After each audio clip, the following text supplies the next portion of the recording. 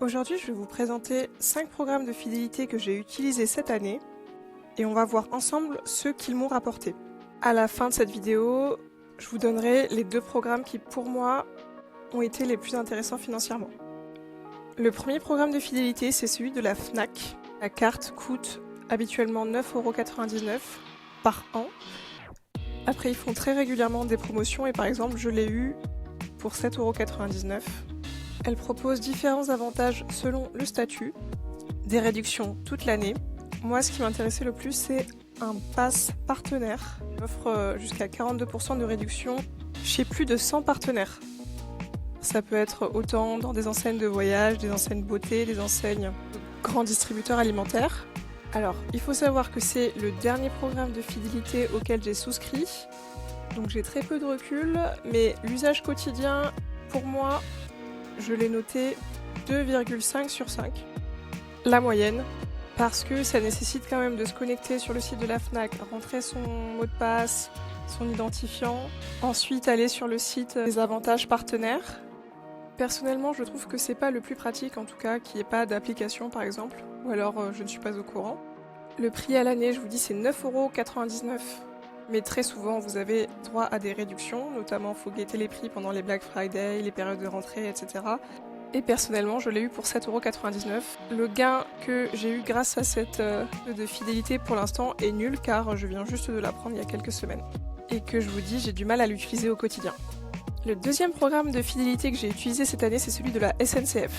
Il y a possibilité d'avoir plusieurs cartes avantages. J'ai pris la carte avantage adulte, faire des réductions toute l'année sur les voyages et qui coûte 49 € par an. Pratique parce que vous avez aussi la possibilité de la dématérialiser et de la mettre sur votre téléphone portable. Cette carte m'a fait économiser cette année 150 €, ce qui n'est pas du tout négligeable. Après, je prends beaucoup le train et j'ai donc été inscrite d'office au programme Grand Voyageur. Donc c'est un programme sur invitation, un autre programme de fidélité qui est dédié aux voyageurs les plus fréquents. Possède déjà une carte de réduction et ou un abonnement à la SNCF. Le statut Grand Voyageur vous permet d'accumuler des points lors de chaque voyage, donc c'est des points qui s'appellent des points prime ou prime. Si je souhaite conserver mon statut de Grand Voyageur, actuellement il me reste encore 526 points accumulés jusqu'à la date anniversaire. Les points prime peuvent être dépensés dans la boutique Prime afin d'effectuer de nouveaux voyages en France ou en Europe.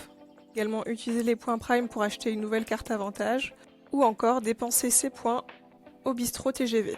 Je vous ai mis le barème des points Prime par euro dépensé. Par exemple, si vous achetez un billet qu'un tarif carte avantage, vous allez cumuler 2 points Prime par euro dépensé en seconde classe et 4 points Prime par euro dépensé en première classe. L'usage quotidien, dans mon cas, j'ai noté 4 sur 5 parce que je prends le train vraiment régulièrement. Le prix à l'année pour la carte avantage adulte, c'est de 49 € par an. Ensuite, la carte Grand Voyageur est gratuite, envoyée sur invitation. En ce qui concerne la carte avantage adulte, cette année, elle m'a permis d'économiser 150 €. Le prochain programme que l'on va détailler, c'est le Club Carrefour. Donc, c'est le nouveau programme de fidélité proposé par l'enseigne de grande distribution Carrefour. Grâce à cette carte de fidélité, vous avez des remises tous les jours de 10% sur un ensemble de produits. Et ce que je préfère, c'est que à chaque fois, vous cumulez des euros sur votre cagnotte du 1er janvier au 31 décembre de chaque année. Attention, ces points sont à utiliser avant le 1er mars de l'année suivante. Cette année, avec cette carte, j'ai pu cumuler 22,06 €. J'ai déjà consommé une partie de ces euros, il me reste actuellement plus que 3,55 € à dépenser jusqu'au 1er mars de l'année suivante. J'utilise aussi quelquefois le programme de fidélité de chez Auchan. Et avec Auchan, vous avez un jour waouh, donc c'est un jour où vous cumulez 10% sur tous les produits frais, par exemple fruits et légumes, boucherie, charcuterie, ceux que vous retrouvez au niveau des halles. Et c'est à vous de définir le jour de votre choix. Pour moi, ces cartes de fidélité et l'usage quotidien, je donnerais un 5 sur 5. C'est hyper pratique, il y a des applications. La carte de fidélité est enregistrée sur l'application, donc on n'est pas obligé de toujours l'avoir sur soi. C'est très facile de décagnoter le montant de sa cagnotte.